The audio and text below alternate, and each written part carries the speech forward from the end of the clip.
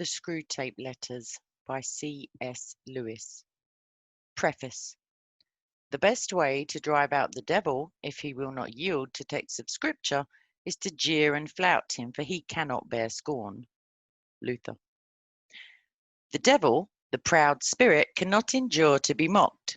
Thomas More. I have no intention of explaining how the correspondence which I now offer to the public fell into my hands. There are two equal and opposite errors into which our race can fall about the devils. One is to disbelieve in their existence. The other is to believe and to feel an excessive and unhealthy interest in them. They themselves are equally pleased by both errors and hail a materialist or a magician with the same delight. The sort of script which is used in this book can be very easily obtained by anyone who has once learned the knack, but disposed or excitable people who might make a bad use of it shall not learn it from me. Readers are advised to remember, the devil is a liar. Not everything that Screwtape says should be assumed to be true, even from his own angle.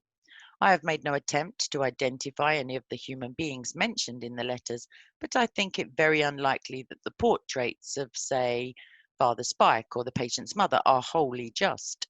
There is wishful thinking in hell as well as on earth. In conclusion, I ought to add that no effort has been made to clear up the chronology of the letters. Number 17 appears to have been composed before rationing became serious, but in general the diabolical method of dating seems to bear no relation to terrestrial time, and I have not attempted to reproduce it. The history of the European war, except in so far as it happens now and then to impinge upon the spiritual condition of one human being, was obviously of no great interest to Screwtape. C.S. Lewis, Magdalen College, July 5th, 1941. Chapter 1. My dear Wormwood, I note what you say about guiding our patient's reading and taking care that he sees a good deal of his materialist friend, but are you not being a trifle naive? It sounds as if you supposed that argument was the best way to keep him out of the enemy's clutches. That might have been so if he'd lived a few centuries earlier. At that time, the humans still knew pretty well when a thing was proved and when it was not. And if it was proved, they really believed it. They still connected thinking with doing and were prepared to alter their way of life as the result of a chain of reasoning. But what with the weekly press and other such weapons, we have largely altered that. Your man has been accustomed, ever since he was a boy, to have a dozen incompatible philosophies dancing about together inside his head. He doesn't think of doctrines as primarily true or false, but as academic or practical, outworn or contemporary, conventional or ruthless. Jargon, not argument, is your best ally in keeping him from the church. Don't waste time trying to make him think that materialism is true. Make him think it is strong or stark or courageous, that it is the philosophy of the future. That's the sort of thing he cares about. The trouble about argument is that it moves the whole struggle onto the enemy's own ground. He can argue too, whereas in really practical propaganda of the kind I am suggesting, he has been shown for centuries to be greatly the inferior of our Father below.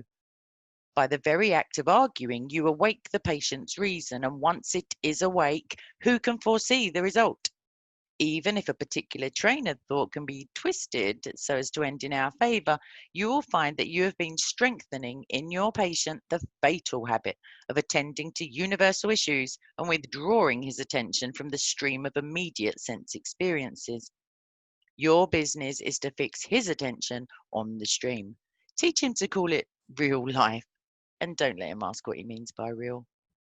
Remember, he is not, like you, a pure spirit, never having been a human. Oh, that abominable advantage of the enemies.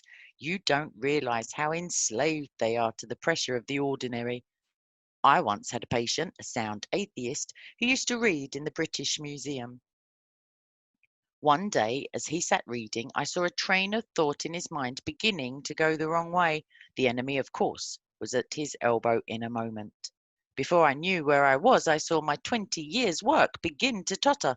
If I had lost my head and began to attempt a defence by argument, I should have been undone, but I was no such fool. I struck instantly at the part of the man which I had best under my control and suggested that it was just about time he had some lunch. The enemy, presumably, made the counter suggestion, you know how one can never quite overhear what he says to them, that this was more important than lunch.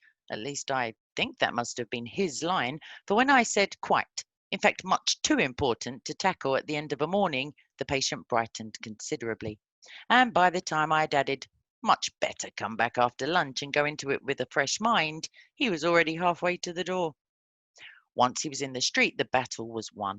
I showed him a newsboy shouting the midday paper and a number 73 bus going past, and before he reached the bottom of those steps, I had got into him an unalterable conviction that, whatever odd ideas might come into a man's head when he was shut up alone with his books, a healthy dose of real life, by which he meant the bus and the newsboy, was enough to show him that all that sort of thing just couldn't be true.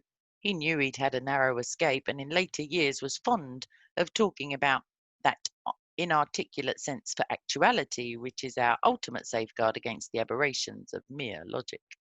He is now safe in our Father's house. You begin to see the point. Thanks to processes which we set at work in them centuries ago, they find it all but impossible to believe in the unfamiliar while the familiar is before their eyes. Keep pressing home on him the ordinariness of things. Above all, do not attempt to use science, I mean the real sciences, as a defense against Christianity. They will positively encourage him to think about realities he can't touch and see. There have been sad cases among the modern physicists. If he must dabble in science, keep him on economics and sociology. Don't let him get away from that invaluable real life. But the best of all is to let him read no science, but to give him a grand, general idea that he knows it all and that everything he happens to have picked up in casual talk and reading is the results of modern investigation. Do remember, you are there to fuddle him. From the way some of you young fiends talk, anyone would suppose it was our job to teach. Your affectionate uncle, Screwtape.